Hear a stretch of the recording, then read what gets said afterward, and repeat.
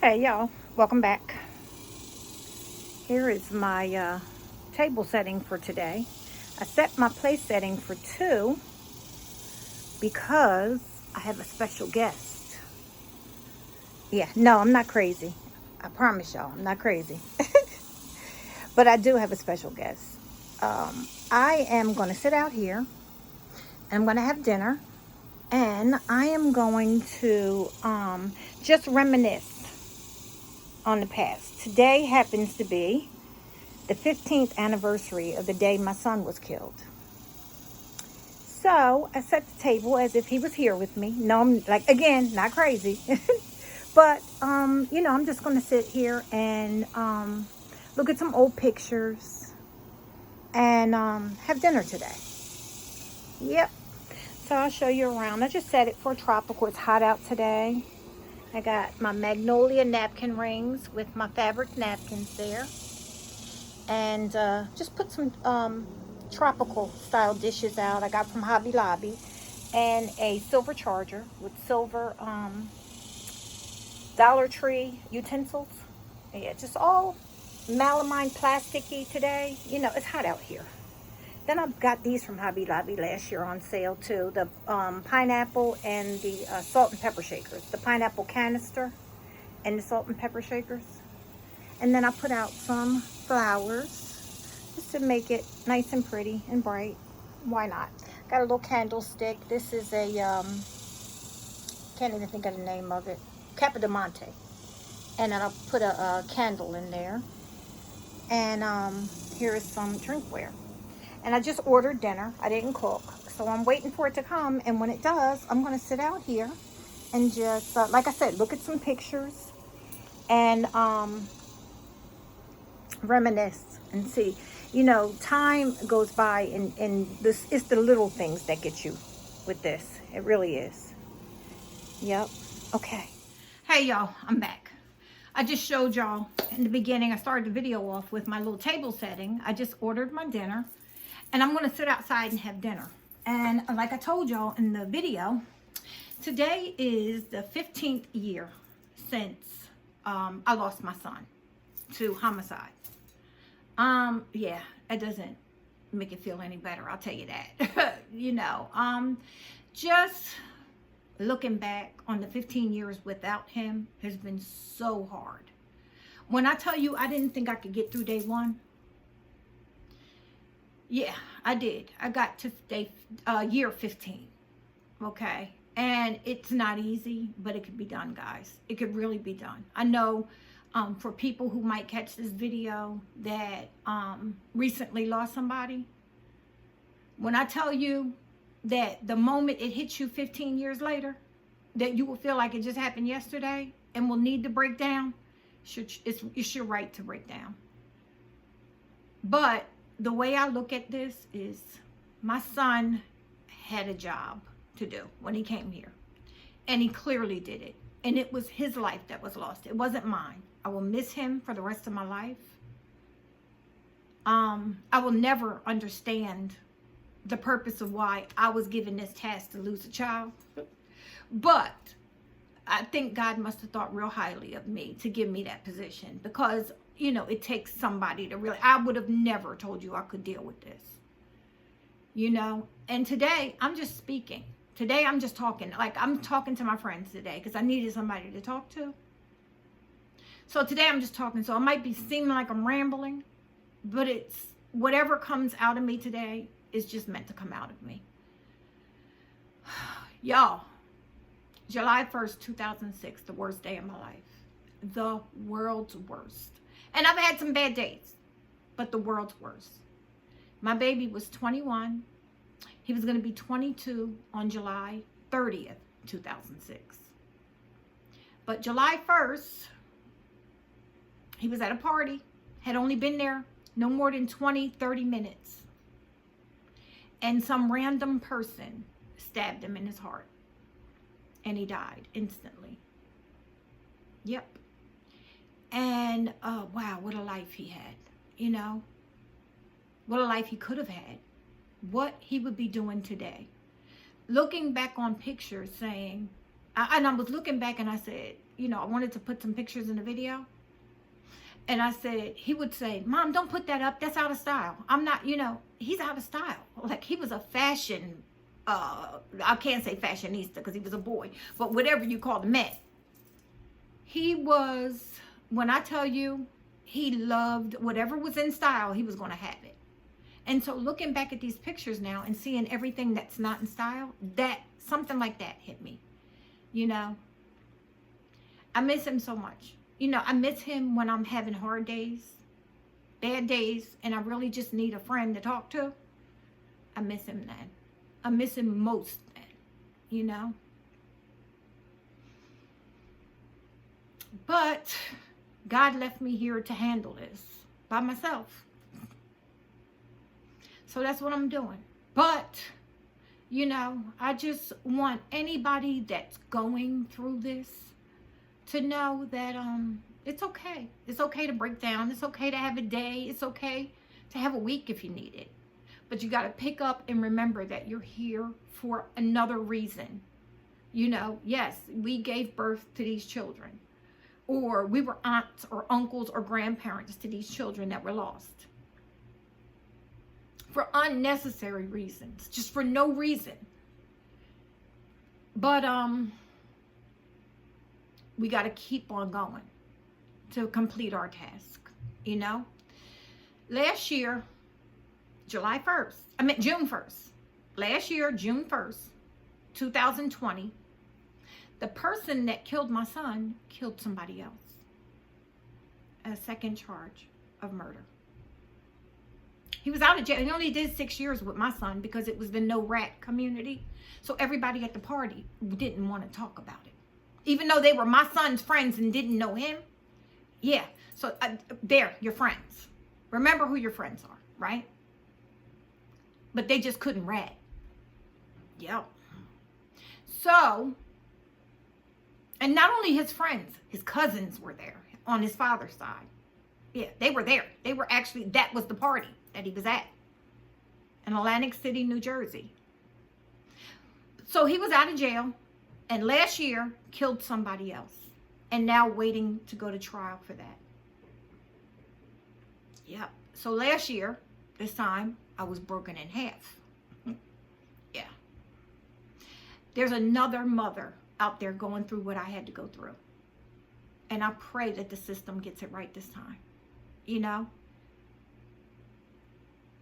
I miss this kid so much. And I say kid, but he would be 37 this year. And July 30th, he would be 37. But to me, he's always going to be that 21-year-old kid, you know, that I got to make him do the right thing. And, you know, I'm on him all the time, that type thing. I never got a chance to see him as a mature adult. What he would be like as a husband and a father, you know. What his career was going to actually come out to be. Well, I believe it would have been in construction, in the construction field, because that's what he was doing. I think he would have kept doing it. He loved it and he enjoyed that. So I think he would have continued to do that. But he was a special kind of kid to me. Not only my son, but my bestie. You know what I mean? Man, we did it together. Whatever it was, whatever had to be done, we did it together. And then, and I have a daughter. I do. It's just a different relationship with your son. You know, it really is to me. Well, with my daughter and my son, it was a different relationship. I love my daughter with all my heart and soul. But I guess every kid has a special spot in your heart. And when that one chain is broken, you just can't, you know, patch up the chain and keep on moving and say, oh, I have other children. You just can't. And there's no apology needed, you know. But yeah, today is one of those days. Today is one of those days where I just wish I didn't have to deal. So I set my table outside for 2. And like I said in the video, no, I'm not crazy. I know that, you know, that other spot will not be taken. But it's what I would do. You know, if he was going to be here having dinner with me. It's what I would do. And I know in spirit, he's sitting right there with me, you know. So as I'm looking through pictures and just thinking, just sitting outside, hearing the birds chirp and just thinking, I just know that if at all possible, he'll make a swing by to check me out today while I'm sitting out there eating. Y'all, I don't know what's going on with me today. I'm gonna have it together, I promise. But I wanted to come, instead of hiding today, I wanted to come and just talk and let my feelings out. And this probably makes absolutely no sense. But whatever the video is, I'm going to put it out there. Because I want anybody passing through that needs to hear it, even though it's jumbled, I need you to hear it. You know, we are all blessed. And we all have hard times in our life. And some of us have harder than not. But we can get through it. I'm 15 years post this date, and at times, I will be honest with you, it breaks me in half. Every now and then I'll get one of those times where I just start crying because of memory or a smell, you know what I mean, or a color or something. Like I would say, oh, I know he would love that in the store, you know, something that he would buy, and it breaks me down. But for the most part, I am on point. I understand that his life was his life, and he lived it till the day that God allowed him to. And then God took him away. And if I don't believe this, I would go bananas. I have to believe this, because I know one day, hopefully it can make sense to me, whether I'm here or gone. One day it would make sense to me, and I just have to hold on to that hope. You just don't know, you know, but I hold on to that hope. That you know, I was just one of those chosen people to have a child that wasn't going to last long, and I'm grateful to have almost 22 years with him. I am so grateful. There are people who lose children, you know, prior to them being even coming on, you know, passing through, and it doesn't make the loss any harder for them. Or easier for them. It's a loss. People who lost a child who was 2 months old, it doesn't say, oh, well, she didn't have that much time with that child, so it'll be easy. No. It is the same loss. It's a club that nobody wants to join. Nobody wants to join it. But once you're a member, it ain't no way out. You know? So, I just wanted to touch base with you guys today and let y'all know what I'm going through over here. But I'm getting better. I am determined that I'm gonna get through this, and through this week and through this month. There was a time where the month of July had me down in the dumps because my son passed away on July 1st. He was born on July 30th. Okay, so the whole month just seemed like it just brought bad energy to me. But I don't allow that to happen anymore. I'm looking for positive things this month. I'm determined to have positive things happen, and I will not let it get me down. And I told myself, I'm going to give you today, girl. I'm going to give you today to work through this. Tomorrow, you're going to wake up bright and early with a smile on your face, and you're going to start living your life again. So I got today that I'm going to beat myself up. But like I said, I'm celebrating it. I'm celebrating it. And, you know, I just pray for anybody that's out there going through this right now, that's going through hard times or don't know how they're going to get through it. Trust me, you will. You will. You got to look at it in a different way than what you're looking at it. And that's it. You got to look at it in a way that your son or your daughter or your nephew or your niece or your cousin or your grandchild or a special child you took into your heart, because we're all parents nowadays. It doesn't just take a mother or a father to raise a child. People are raising people's kids, and it doesn't make it less your child, you know, when you've raised this child. So whatever it is that you lost, you got to look at it as that was the plan. And once you look at it that way, that was the plan for them. And then you can turn your grief onto your sadness of it, but not the hatred and the madness and the evilness of, you took this from me, God. You know what I mean? So once I got there to that point where I look at it as that was his life that ended, mine didn't. I got to get on the ball. I got to get on the ball, and I got to start living Joan's life, and I got to stand on purpose to be able to do what it is that God had me to do. Because I look back at my son's life, he was the most loving, kind, caring, concerned person for anybody in the world. He had the most giving heart. And when I tell you, anybody who knows him can tell you this, he would do whatever it took to help anybody, stranger or not. One of the best things that I got after he passed away was his friends' parents coming to me saying, that boy, I tell you, I couldn't pull up in the yard fast enough before he was grabbing my bags to take them in the house for me. You know what I mean? Or he would come fix something at the house for me when my son wouldn't even do anything. You know what I mean? They were giving my mother and his paternal grandmother. He used, when they got older and he started driving, he would go pick them up. He had a day of the week that he took them to the grocery store or took them where they had to go. He would go pick them up and take them. And both of them, till the day they died, because both are deceased now, they both talked about that constantly after he passed away. That how they miss him and how they miss spending that time with him. So I say that to say, I looked and I was like, well, wow, he really had a life here, that he touched so many people. At his funeral, there was they had to open up the outside and put speakers on the outside because there was no more room for people to come into the church that we were in.